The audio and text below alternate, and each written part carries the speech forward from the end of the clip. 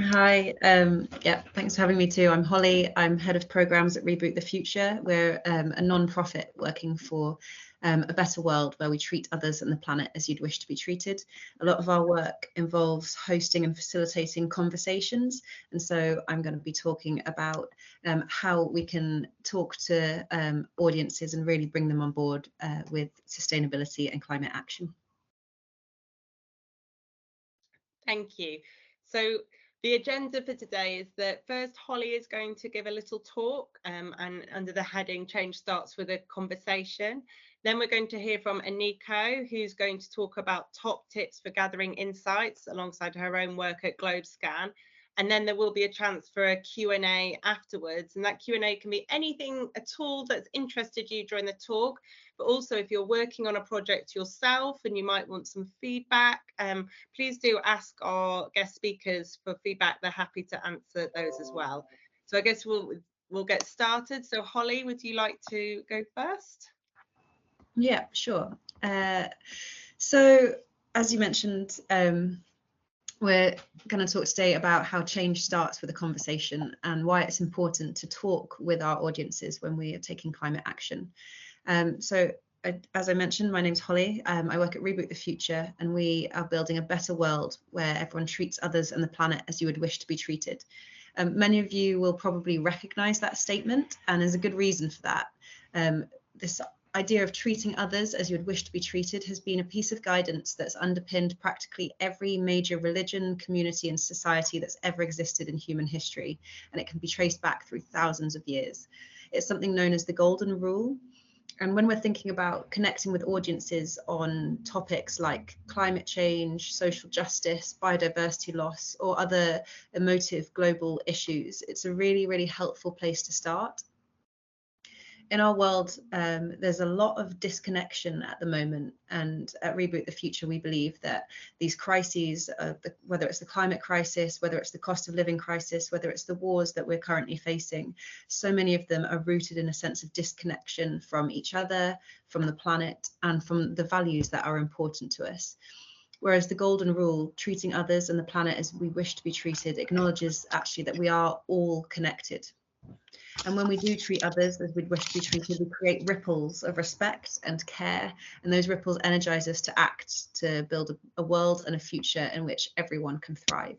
So for that reason, Reboot's campaigns, education and leadership programs bring together different elements to help inspire deep feelings of connection with values, with others and the planet.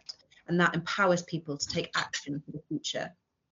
So some of the key things that we found to create that deep sense of connection are arts and culture. So every year we team up with an artistic or cultural collaboration where we engage people in our messaging through either films or theatre. This year we worked with the Philharmonia Orchestra and a performing artist called Love Sager on a piece of music. We also have our education program, so we helped create learning resources for schools, for educators and for businesses. And we also host conversations. So we hold conversation spaces where we bring people together to talk about deep feelings and topics, and create a space where people can really start to understand how they feel and how other people in the room feel. And so today I'm going to just share a few sort of top tips on how to talk to your audience and how change can begin with a conversation. So to start us off, my first sort of piece of guidance, as you can probably imagine from my introduction, is around this idea of thinking about how you would wish to be treated. So when you are talking with anyone, it's really helpful to start from that place of thinking, well, if I was the person being spoken to, how would I want to be treated? So for many of us, there are core ways in which we would like to be heard and treated when we're being spoken to. So we would want to be respected, treated with kindness, to be listened to. And so just starting from that really basic premise, I know it kind of sounds very simple, but actually it can be really helpful to start with that rather than going, oh my God, I need to convince them. I really need to get this message across. This is the most important thing. Actually think about it from their perspective. How would it feel if someone came at you and went, this is what we have to do it now, it's really urgent? You'd be like, okay, that's a bit much. So start by thinking, okay, if I was the person on the receiving end of this information, how would I like to be treated in this conversation? And that leads us on as well to my sort of second top tip, as it were, which is around finding common ground with the people that you're speaking to. So often at the moment, our society can be very polarized, and there's this real sense of us versus them.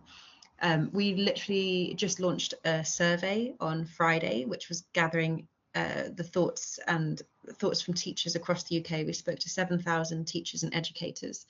And one of the questions we asked them was, what are the 3 biggest challenges that young people will face in the next 20 years? The biggest challenge above all, about 79% of teachers said that it was the climate and ecological emergency. The second challenge was AI and technology. The third was polarization and intolerance.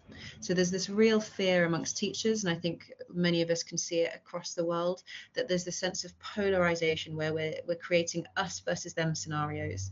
And you can see it's happening a lot in the media at the moment.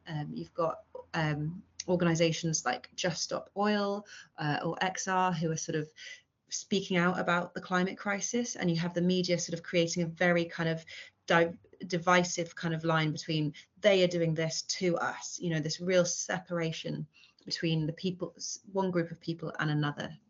Actually, if we're going to create conversations that spark change, we need to be finding the common ground between us all. And that's something that, as I say, the media stokes up and tries to prevent from happening, but it's something that we can make sure is in every conversation that we have. And one great place to find common ground is thinking about our sense of values.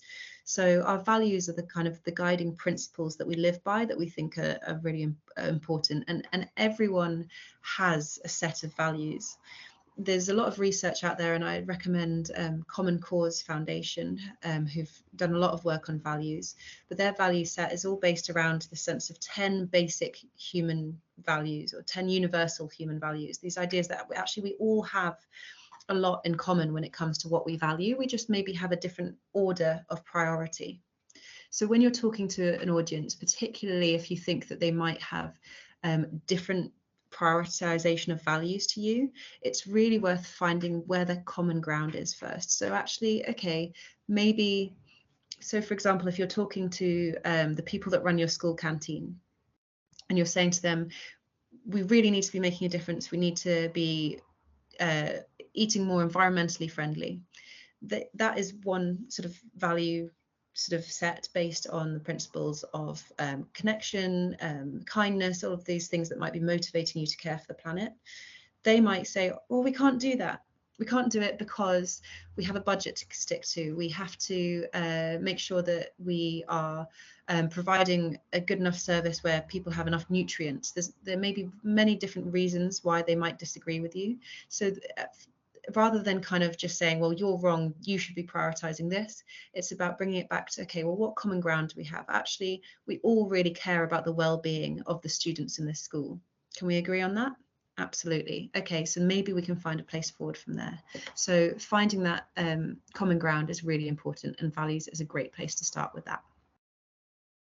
Linking on to that, my third kind of top tip is around avoiding blaming or othering people. So again, rather than creating this divisive us versus them, or saying, well, you're doing this wrong, you're part of the problem, actually that's never generally a very helpful starting point, because it puts people's backs up, makes people defensive, makes people more likely to kind of say, well, hang on a second, I don't need to listen to you. And actually what we want to be doing is finding ways to really engage people and bring them in. So stepping away from language about blame, or about right or wrong, or about certain ways that you should be doing. Think about how you can kind of approach it from another angle. So you can, as we say, we're treating them as we'd like to be treated, we're finding that common ground, and instead of blaming or othering, we're saying, okay, we're actually working on this as a team. How can we approach this together from the same side with our common values, and look at it in a way that works for all of us, not just one side versus the other? My fourth top tip is then, once you've got them on board, you're kind of looking at this as a team, is to focus on the positives. And sometimes that can feel really frustrating, especially when we can see all of the challenges, the negativity, the difficult things that are going on in the world, and we think we have to be, this is so urgent, why is no one understanding? And all of that is true, it is urgent, it is challenging, and I'm not saying that you should just pretend that everything is great. But when you're trying to persuade an audience to get on board, often it can be really powerful to focus on the positive angles instead. So not saying, oh, climate change is actually great because we're going to have really warm summers. Like, that's not what I mean by focusing on the positives.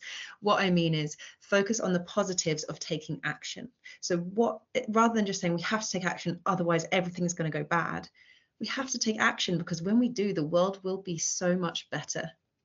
It will be so much better when we all have clean air to breathe, when we're not worried about having water pollution or air pollution, when actually everyone has equal rights and equal access to food, water, nutrition, all the basic human rights. How much better and more exciting and how much more wonderful is that world? My CEO at Reboot the Future often talks about the fact that we want to encourage people to join the party. It's so much more fun over here in this space where we're actually making positive, exciting change.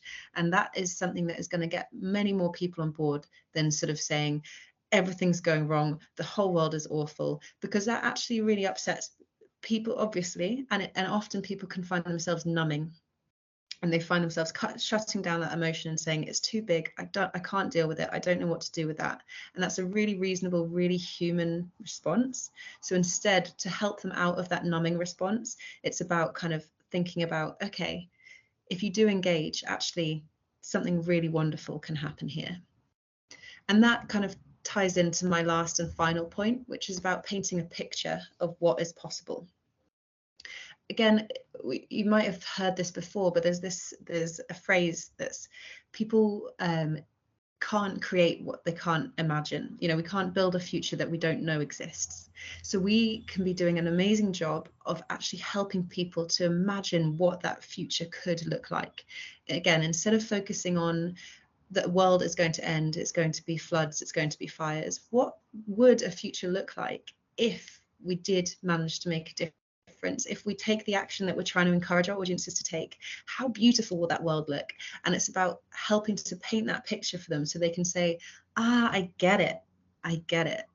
There's something called the two loops systems theory, where we kind of, this old system is currently dying, it's not really working very well, it's coming to an end, and there's this new system emerging. It's coming up, it's being born, but actually there's a bit of a gap between the two at the moment. So a lot of our role at Reboot the Future, and a lot of you when you're doing your climate action, is about showing that bridge between this old system that's dying and the new one that's coming up. How can you show people, don't worry, it feels scary, it feels like we can see this big gap, but here's the bridge and here's what it looks like on the other side of that bridge. So you're helping to cross that bridge with people, and you're helping to say, on that other side, there's something beautiful, and it's really, really worth engaging in, because it's going to be so much fun when we get there. Anyway, that's my top 5 tips for talking to your audience, and I look forward to answering any questions, I think after Aniko has spoken.